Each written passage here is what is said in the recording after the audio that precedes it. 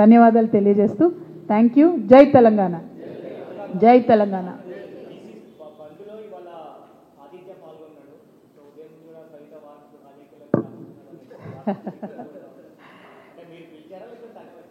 పిల్లలకు సామాజిక బాధ్యత నేర్పించాలి కదా. నేను ధర్నా ఉంది, బంద్ ఉంది అంటే ఏం బంద్ అన్నాడు. బీసీల కోసం అడుగుతున్నాం అన్నాడు. బీసీల కోసం ఎందుకు అడుగుతున్నాం అన్నాడు. అంటే మొత్తం ఎక్స్ప్లెయిన్ చేసిన ఇట్లా ఉంటుంది అంటే, అరే మరి అందరికీ రావాలి కదా ఈక్వల్ ఆపర్చునిటీ అంటే, అవును రావాలి అని. మరి నేను రావాలి అన్నాడు, రమ్మన్నా వచ్చిండు. So social objective, social lesson అనేది పిల్లలకు ఇంపార్టెంట్. సమాజంలో మనం కోరుకునేటటువంటి పని మన ఇంటి నుండే ప్రారంభం అవ్వాలి. ఇంట్లో ఉన్న మా వాళ్ళందరూ కూడా అర్థం కావాలి, పోరాటం చేస్తే తప్ప సమస్యలు పరిష్కారం కావని. సో అందుకే వచ్చిండు తప్పితే ఏం లేదు. చిన్నోడు 20 ఏళ్ళు 21 ఏళ్ళు. సో అప్పుడే ఇంకా పాలిటిక్స్లో పార్టిసిపేట్ అయ్యే ఏజ్ కూడా రాలే. Thank you.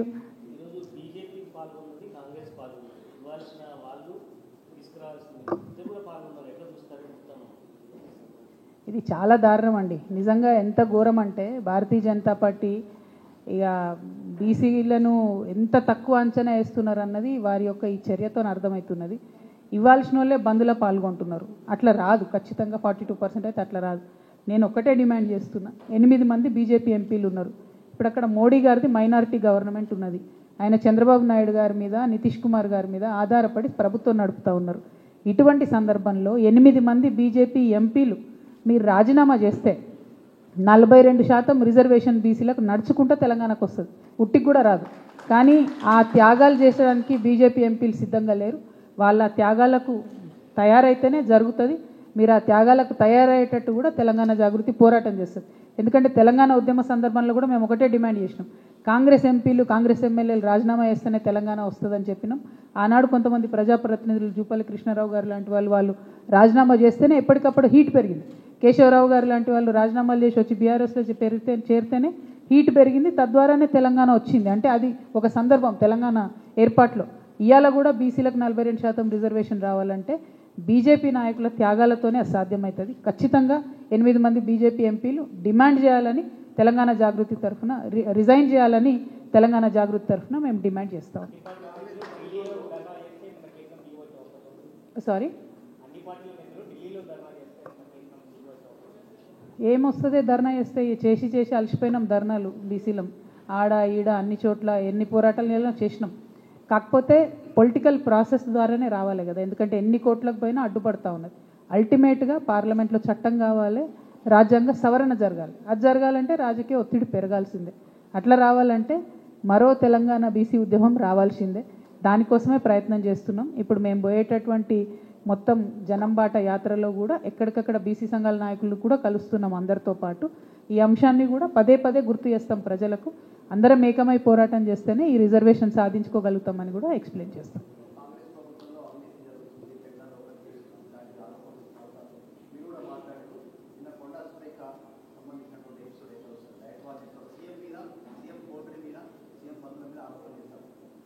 అయ్యో, మా కోటరీతోనే డీల్ చేయలేక లొల్లు అవుతుంది నాకు. వాళ్ళ కోటరీతో నాకెందుకు ఇప్పుడు కొత్త పంచాయతీ లేనిపోంది. వద్దులేబ్బా, నాకు సంబంధం లేని ఇష్యూ అది. కొండ సురేఖ అక్కనే మళ్ళీ చెప్తుంది ఎప్పుడన్నా ఇంట్రెస్టింగ్గా. Thank you. జై తెలంగాణ.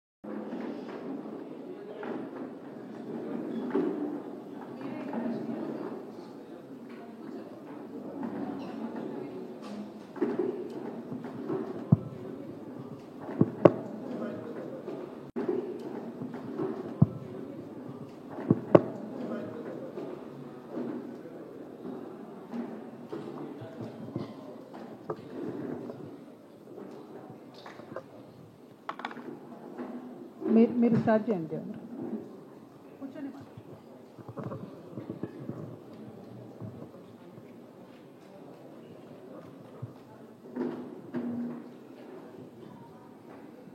తెలంగాణ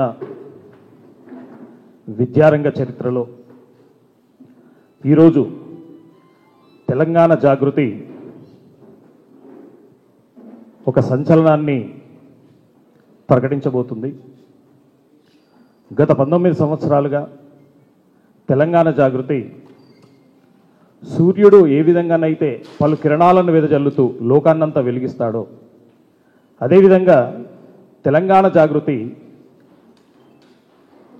ప్రజలకు సంబంధం ఉన్నటువంటి అన్ని అంశాలలో పనులు చేస్తూ తెలంగాణ ప్రజానీకానికి అండదండంగా నిలుస్తున్నటువంటి విషయం అందరికీ తెలిసిందే. ఆ పనిని ఇప్పుడు ఎక్స్టెన్షన్ చేస్తూ ఈరోజు తెలంగాణ జాగృతి పక్షాన తెలంగాణ జాగృతి టీచర్స్ ఫెడరేషన్ సంస్థని మనం మాన్యులు తెలంగాణ జాగృతి అధినేత్రి కల్వకుట్ల కవిత గారి చేతుల మీదుగా మనం ప్రారంభించుకోబోతున్నాం. కేవలం ఉపాధ్యాయ లోకానికే కాకుండా విద్యార్థులకు, విద్యా వ్యవస్థకు ఈ నిర్ణయం ఎంతో మేలు చేస్తుంది. ఆ మేలు ఎలా జరుగుతుందనేది భవిష్యత్తులో మనమందరం కూడా చూడబోతున్నాము. తెలంగాణలో ఉన్నటువంటి అన్ని రకాల ఉపాధ్యాయులందరికీ కూడా మన తెలంగాణ జాగృతి టీచర్స్ ఫెడరేషన్లో భాగస్వామ్యం అనేది ఉంటుంది.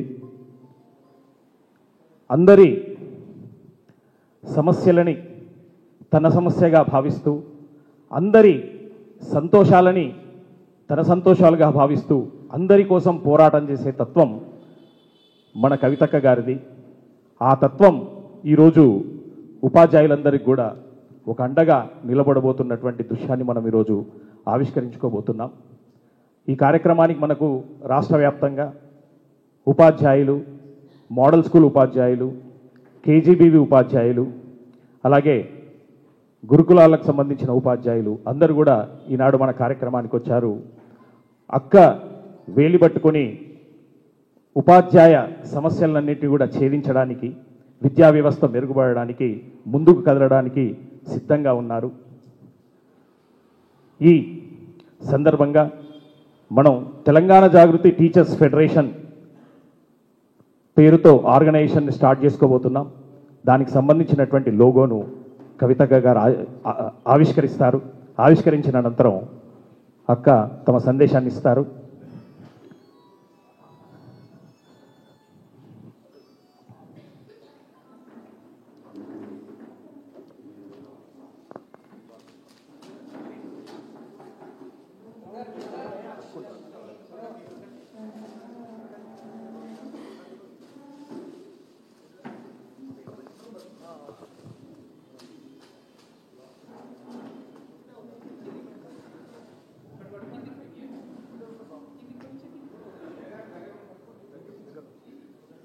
టీజేటీఎఫ్ ఆవిర్భావానికి సూచికగా మనం లోగోను ఆవిష్కరించుకుంటున్నాం.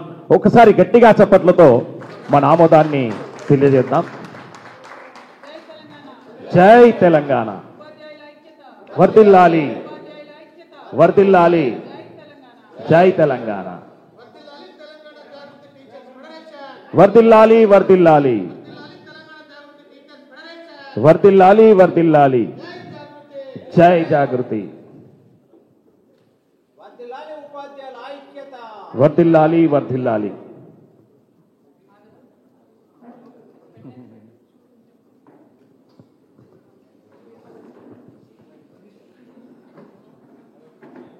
తెలంగాణ జాగృతి టీచర్ ఫెడరేషన్ ఆలోచనలు బీజం వేసిన నాటి నుండి ఎంతో కీలకంగా వ్యవహరిస్తున్నటువంటి వీరభద్రం సార్, గెస్టెడ్ హెడ్ మాస్టర్,